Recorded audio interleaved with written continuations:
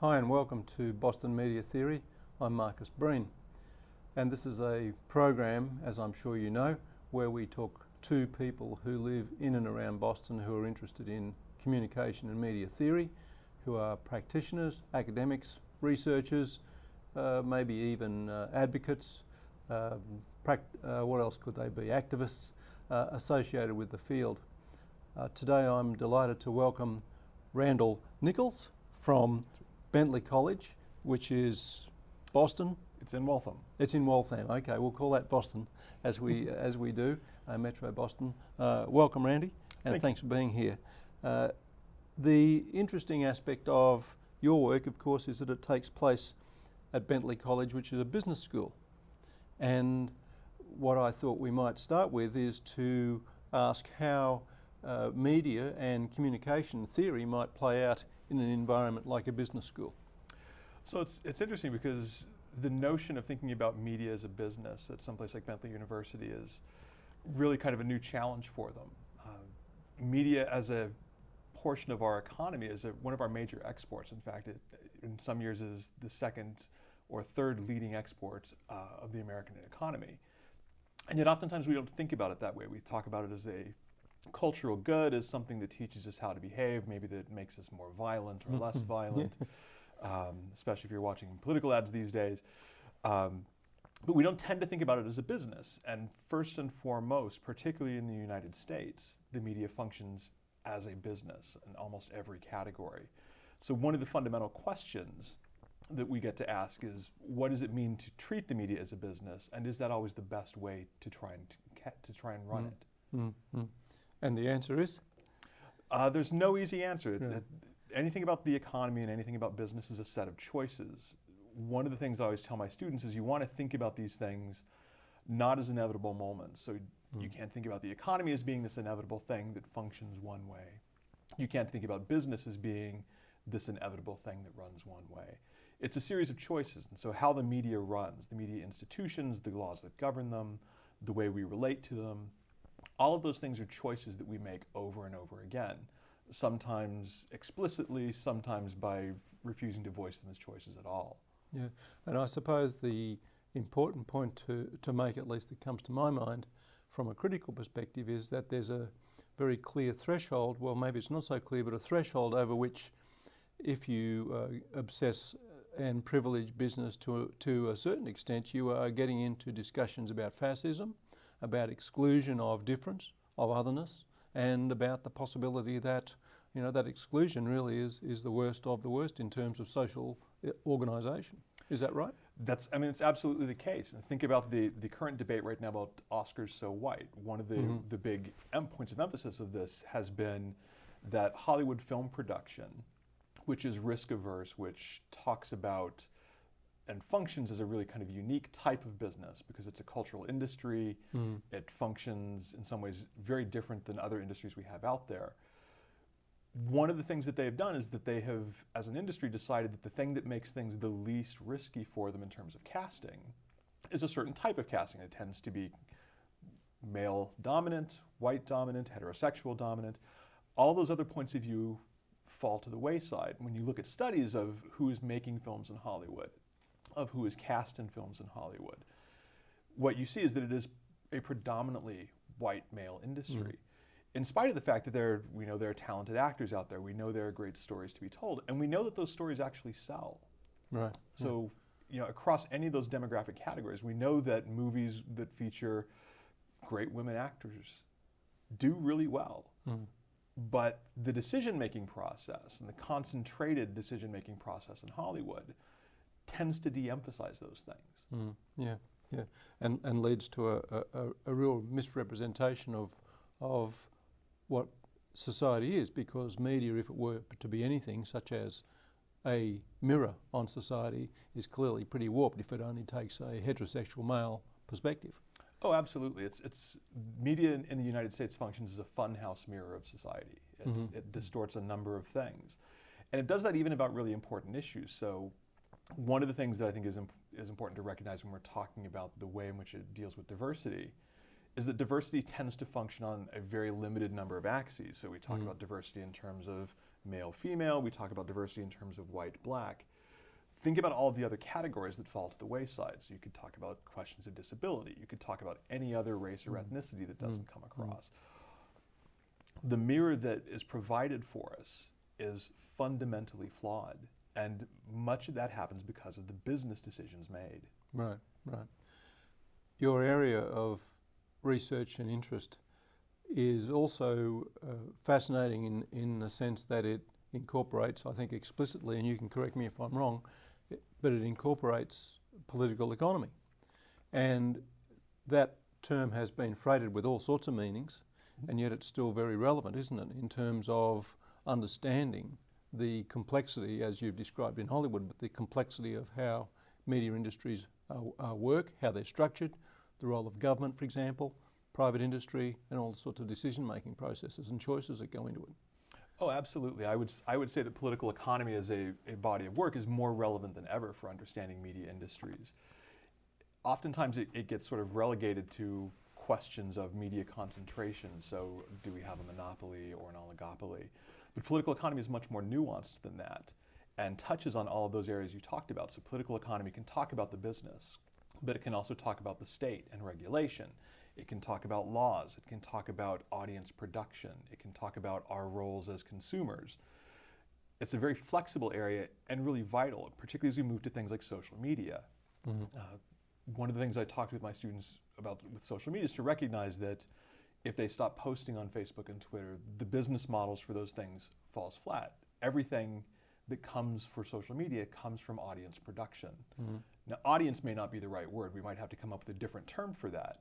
But trying to think about that nature of creation and what our role is and what our rights are as the creators of things, that's a fundamental political economic question. And it plays out across the cultural industries. So not just things like film, but it plays into things like education. If your students have ever been asked to submit papers to Turnitin, Turnitin functions in a really interesting kind of intellectual property model. Turnitin only exists because students have turned in their papers to them. Right. Once you do it, you actually are giving some copyright control over to that site without probably ever realizing it.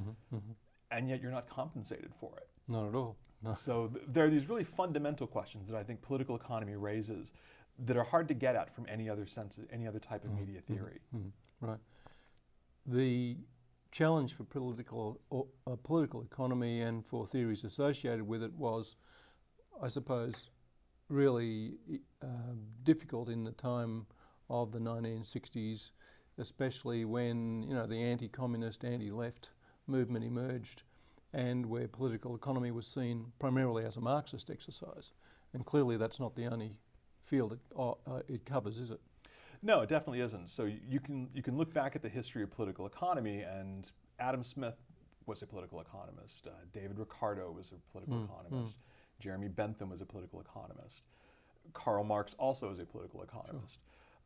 Within the field of communications, political economy oftentimes functions as a sort of code word for a Marxist understanding of the industry.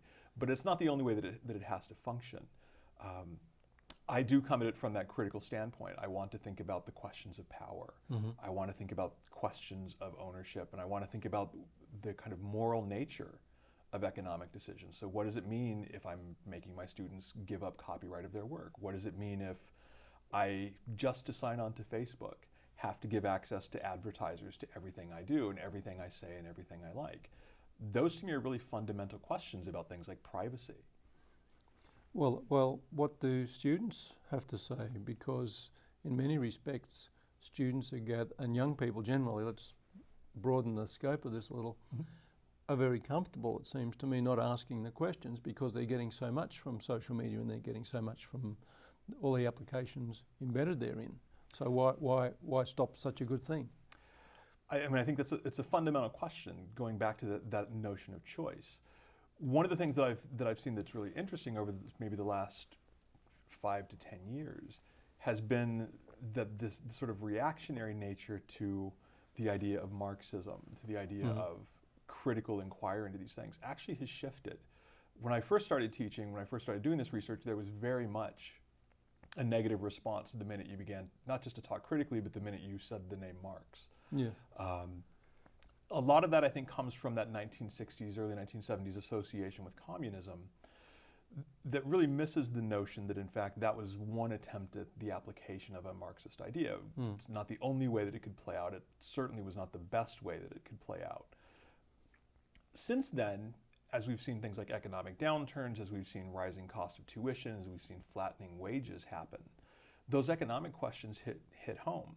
The genius of something like Facebook or Twitter is that they do seem to give so much for so little. They have subsumed, in the way that so much media has, our entertainment in a way that doesn't ever feel like a transaction. When I log into Facebook, unless I'm really being actively critical, I don't stop to think about what I'm giving up. It's just a quick way to connect with my friends. It's a nice way to connect with my students. But when I sit back and look at it with a little bit of critical distance, what I realize is that oftentimes I've told Facebook not just where I've been for something like 18 out of my 24-hour day, but I've also told them what I like and what I don't like. I've told them who I hang out with and where I hang out with them at. I've given up a phenomenal amount of data about myself. And oftentimes basically to get really bad advertisements targeted to me. Yeah. Right. But it doesn't seem that many people are all that interested in complaining about that. That seems to be where we've come to, right? I think it depends on who you talk about.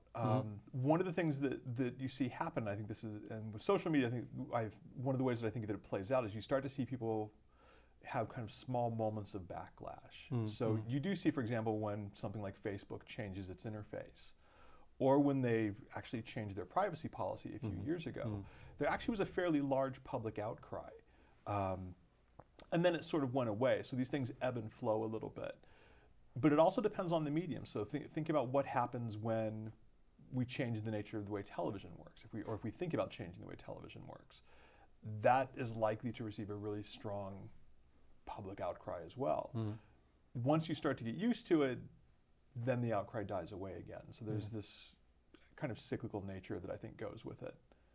Yeah, if one was to offer some dialectical thinking for a minute, it's fascinating to imagine and to appreciate how incredibly engaged with social media and new media young people are, and how willingly they give up their information about themselves, ultimately so that they can be the subjects of advertising campaigns, very sophisticated advertising campaigns. And yet in this year of 2016, we're seeing so many thousands of young people very excited about Bernie Sanders, very excited about an alternative way of imagining economic relations, it seems to me. Exactly. It's one of the fundamental things about economics and about the way in which we think about them is there are always contradictions. Right. There are always contradictions in our own view. And this is in fact one of the things that I think political economy has over more traditional economic theory. So much of modern economic thought is dictated by this notion of the rational consumer, of the fair and free market. And what we know is that in fact most of us are not rational consumers. If you think about the purchases you've made in the last day or so, did you go in knowing everything about them? Did you buy them because they were the best thing for you? Have you ever bought a product because people around you thought that product was cool? Those are all fundamentally flawed rational choices. There's a rationality to them, but it undermines the overall rationality that economics thinks about. Political economy recognizes that. Adam Smith recognized that. Sure. When he talked about the free market, and he actually only references the invisible hand, which is the thing we all think of him for now. He only references that once in On the Wealth of Nations. It happens very, very deep into the book. And he lays out this whole series of criteria that have to happen for us to trust the market enough to leave it alone. That's one of the things that people forget. And he wasn't a particularly critical political economist. He liked the notion of things working the way they worked. He certainly wasn't a Marxist, right? Marx hadn't happened yet. No. But he was very, very critical of the notion of the free market. Well, he was also critical of what he could see as the incredible capacity of capitalism to overwhelm any kind of public interest. I mean, I'll put it in contemporary terms, but he was in some ways a critic without realizing it. Because he was an empiricist, wasn't he? He was just describing the world as he could see it. Absolutely. And one of the other things that he was really concerned with is what happens when you let the economy function as a part of the state apparatus. So part of what he was writing about was trying to think about the interplay between government and economics, and what happens if you start to substitute one for the other. So what happens if you start to substitute capitalism for democracy, or if you start to shackle them together? That for him, that became a really problematic idea, that you had to be able to separate the two because they each presented different problems. Great. What happens when you engage students at Bentley College with these kinds of conversations? I've been impressed. One of the things that's happened in the last couple of years is they, I think, have really come around to try and think about these things. Part of that, I think, owes to the fact that media as an industry functions differently than other industries. So media products have some really peculiar things that work differently than, the widget is the classic economic fake example, but they also work differently than, say, shoes or the automotive industry. We know that media products function like semi-public goods. They have a really high production cost. Particularly once we moved into the digital realm, they're very, very easily reproducible. That changes the nature of the business, and students want to think about that.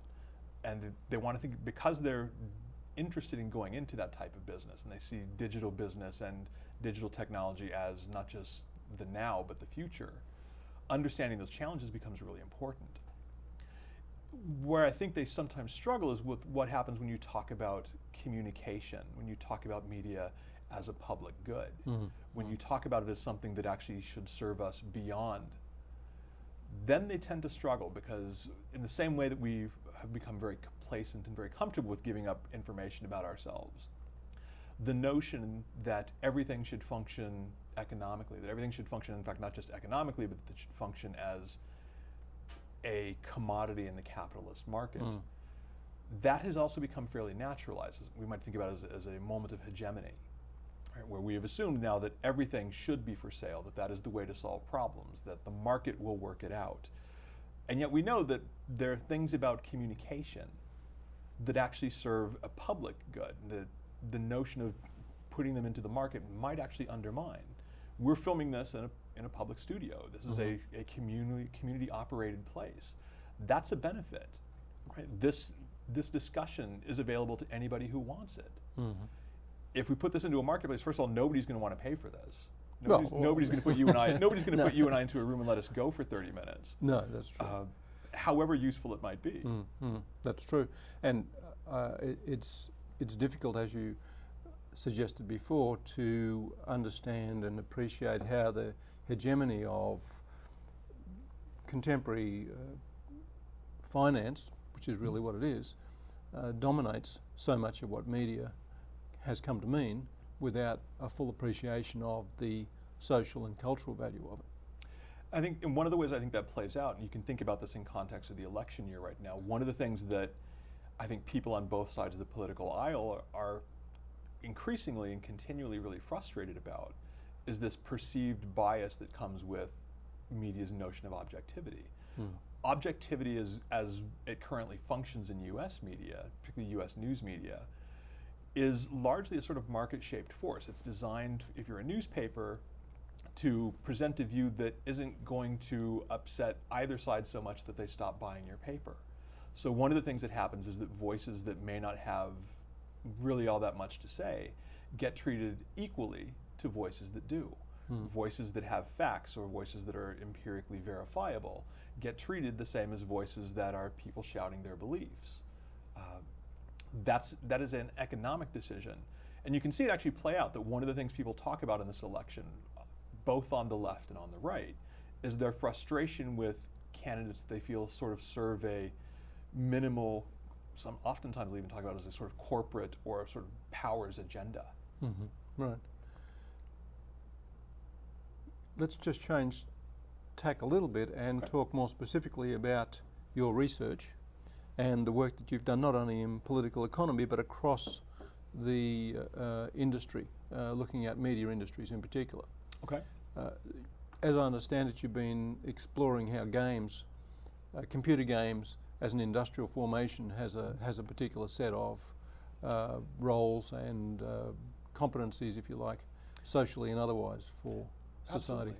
So most of my research has been on the video games industry, but I would actually describe myself as someone who does political economic work, and video games were simply the example that allowed me to talk about the questions I wanted. So when I was initially starting to take off as a researcher, what I was interested in was the idea of the information economy, which was a term very much in vogue in the early 2000s. It still floats around out there. I think in some ways it's been subverted by the notion of creative industries a little bit. But the information economy assumed a lot of things about the nature of work, and it was something that we, across nations and across the globe, started to try and foster. So the assumption was that in an information economy, certain types of work was going to be more valuable. People who could work with symbols, people who could work in creative ways. So people who were fluent in coding, people who knew how to navigate and find information, people who knew how to evaluate information. Those people were assumed to be the most in-demand workers. Along with that, though, went some changes to the way that labor was going to work. So we started to think about labor as being more contractual. Rather than working with one company for 20 years, I would work on one project, and when the project was done, I would go and find a new contract somewhere else. That carried with it the idea of mobility. I could go where I wanted. I was a worker. I could go where the work was. What we discovered, and what I was thinking about when I started to do research on video games, was that when you look at what that meant for workers in particular, it actually made their lives a little bit more difficult. So as a contractual worker, someone who works from one project to the next, it means that you might not get benefits. It means that talking about the problems in your industry might make it harder for you to get another job in the industry. One of the challenges I had trying to do research in the video games industry early on was that nobody wanted to talk to me for fear that if they said something that their employer didn't like, not only would they not be able to get the next game contract, but because they tend to work in teams, that they might actually be dooming 8 to 10 to 20 people to not getting jobs. So there are these problems that went with the information industry. When I started to work on video games, what I discovered is it was a great example of these changes in contemporary capitalism. I'm not the only one who's written on this. Nick Dyer-Witherford has written a couple of great books on this, trying to think about how games function as this ideal commodity for this particular type of economy. It involves symbol creation. You have to know how to program. You're familiar with computers. You have to be very, very skilled at what you do. You have to be able to bring a broad range of competencies together. But what we know in the industry is that the industry itself functions contractually, that the workers themselves work really long hours. Most people in the games industry don't stay in the industry longer than about 6 or 7 years because of the nature of the work. And what happens is they go to other places where those skills are equally, maybe sometimes less valued, but where the work itself is more stable.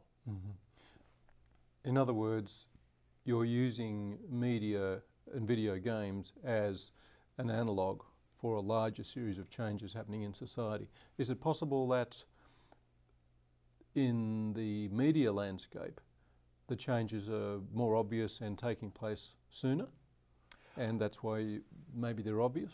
I think so. One of the things that is true about media industries and has always been true about them is that they have always relied on creative labor. They have always relied on the ability to use and be fluent in symbols. So even as far back as the earliest filmmakers, in fact, as far back as the very first book printers, they were thinking about problems before they came up in society. So early book printers were thinking about copyright in ways that we're still grappling with today. So 400 years later, the problems that they initially ran into, we still struggle with. So one of the benefits of looking at media industries is that in some ways they're predictive of these larger changes that we might see, even as they're oftentimes useful to think about in terms of more strict business questions. Yes.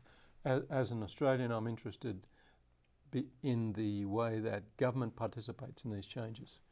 What has your research indicated there? Maybe is there something unique to the United States versus the rest of the world? I suspect there is, but what have you found? There are a range of things that are fairly unique about the U.S. relationship to media than the rest of the world. So one of the obvious ones is that everything here functions with the protection of the First Amendment, which gets played out in really broad ways.